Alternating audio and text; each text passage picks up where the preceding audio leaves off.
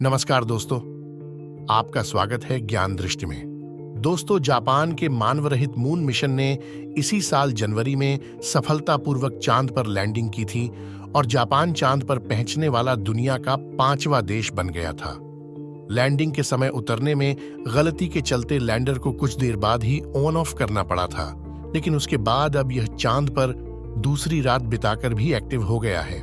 Japan की अंतरिक्ष agency ने इसकी जानकारी देते हुए बताया कि लैंडर स्नाइपर ने चांद से धरती पर नई तस्वीरें भेजी हैं। जापान एरोस्पेस एक्सप्लोरेशन एजेंसी ने हमें कल रात SLIM smart lander for investigating moon से एक प्रतिक्रिया मिली। इसने पुष्टि कर दी है कि SLIM ने चांद पर अपना दूसरा रात्रिकाल सफलतापूर्वक पूरा कर लिया है। एजेंसी ने एक्स पर क्रेटर की चिकनी सतह की ब्लैक एंड व्हाइट तस्वीर भी शेयर की है।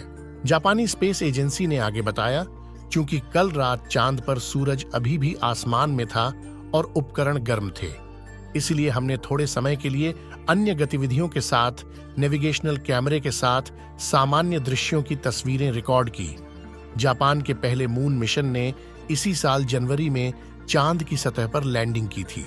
इसके साथ ही जापान चांद पर पहुंचने वाला दुनिया का 5वां देश बना था। हालांकि लैंडिंग के समय इसका लैंडर स्नाइपर गलत कोण पर चला गया, जिससे उसके सौर पैनल गलत दिशा में खुल गए थे। इसकी वजह से लैंडर की बैटरी चार्ज नहीं हो पा रही थी और लैंडिंग के 3 घंटे के भीतर ही जापान स्पेस एजेंसी ने इसे स्विच ऑन ऑफ करने का फैसला लिया।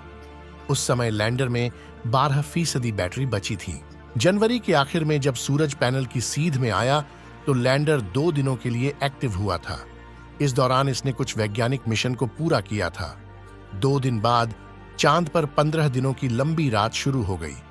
इस दौरान चांद की सतह का तापमान -133 डिग्री पर पहुंच जाता है। लैंडर को इतने कम तापमान में काम करने के लिए नहीं बनाया गया था। ऐसे में इसे एक बार फिर से बंद कर दिया गया। चांद पर पहली लंबी रात बिताने के बाद स्नाइपर फरवरी में फिर से जिंदा हुआ था और चांद की जांच पड़ताल करके उसकी जानकारी धरती पर भेजी थी। जापान के मून मिशन का उद्देश्य चंद्रमा की सतह के नीचे की गहरी परत की जांच करना है। जापान के चंद्रयान के जागने की खबर ऐसे समय आई है जब कुछ दिन पहले ही एक अमेरिकी लैंडर ओडिसियस ऐसा करने में फेल रहा था। ओडिसियस चांद पर सफलतापूर्वक उतरने वाला पहला निजी अंतरिक्ष यान था।